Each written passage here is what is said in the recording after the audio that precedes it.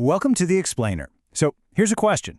How can a leader who runs on ending endless wars seem like he's about to start a new one? Today, we're diving into a really fascinating and, controversial theory. It suggests that Donald Trump's moves on Iran aren't just about one country, but one move in a giant global chess game. The source material we're looking at today puts this question right at the heart of everything. It's a contradiction, right? It's something that has confused a lot of people, both critics and supporters. But the theory we're going to explore argues that the answer isn't in the question itself.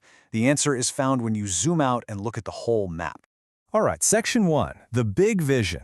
So, to really get our heads around that puzzle, the argument goes, we have to stop looking at this as just one conflict. The source is pretty clear. If you're only making this about Iran, you are missing the entire picture. And this quote? This is the core idea. The source basically says these actions aren't just random, one-off events. Nope. They're calculated moves by what it calls an empire builder, who has a massive vision. The whole argument is that if you're staring at Iran, you're just looking at one piece on a much, much bigger board. So, what is this grand vision? Well, it's about completely shaking up how global power works. The theory is that this is not about being the world's policeman anymore. It's about forcing a choice. The U.S. steps back, especially in the Middle East, and basically makes its allies step up and handle their own security.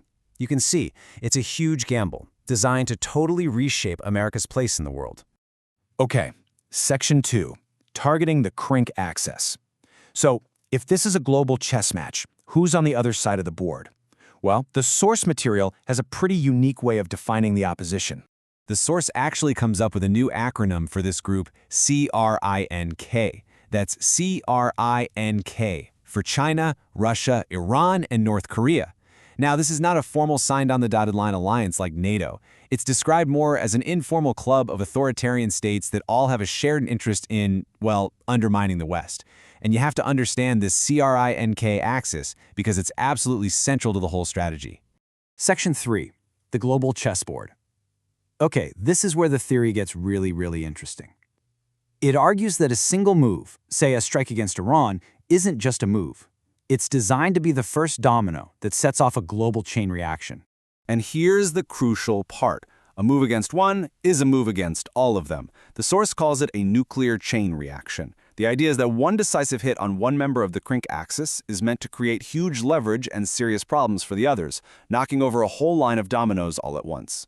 And you can see the tactical thinking behind that domino effect right here. Hitting Iran isn't just about Iran. It's a way to hit its partners where it really counts. For China, this suddenly threatens its oil supply and a key partner for developing advanced missiles. And Russia? Well, it loses its main supplier of military drones, which has a direct, immediate impact on the war in Ukraine. But this whole strategy isn't just about playing offense.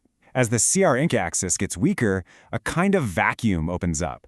And the second part of the strategy, according to this theory, is to use that moment to reshuffle the entire deck of global alliances and pull key countries over into the U.S. sphere of influence. The analysis says you can already see this starting to happen in the real world. Take India, a founding member of the rival BRICS group. It's seen as pivoting closer to the U.S. And then, right in America's backyard, the theory suggests that internal problems could actually peel countries like Venezuela and Cuba away from Russian and Chinese influence, which would isolate the CRINK powers even more. Okay, Section 4, 4 final conclusions.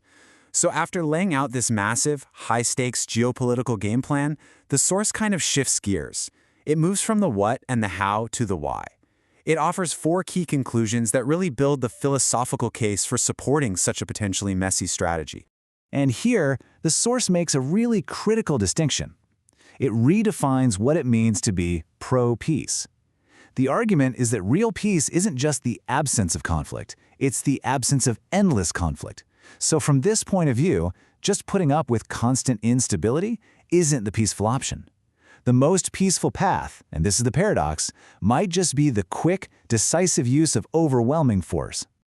And this brings us to the source's 4 personal takeaways, which kind of walk you through a journey of conviction. It all starts with a foundation of faith. That faith then allows for a soul search to decide that the action is actually moral and just. That clarity then leads to giving the president the benefit of the doubt based on a peace-through-strength track record, and then it all comes full circle by accepting that things are uncertain, which puts the ultimate outcome, well, back in the hands of fate.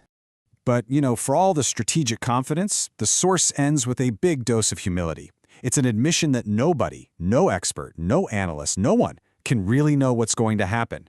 The entire theory, the whole grand plan, really just boils down to this one question. Does this big move actually end conflict, or does it just plant the seeds for the next war? And that is where our explainer leaves us. The final answer, of course, is in the future. But the challenge this source puts in front of us is whether we today can think clearly enough about the why behind all these huge geopolitical moves so that when history finally gives us the answer, we'll actually be able to understand it.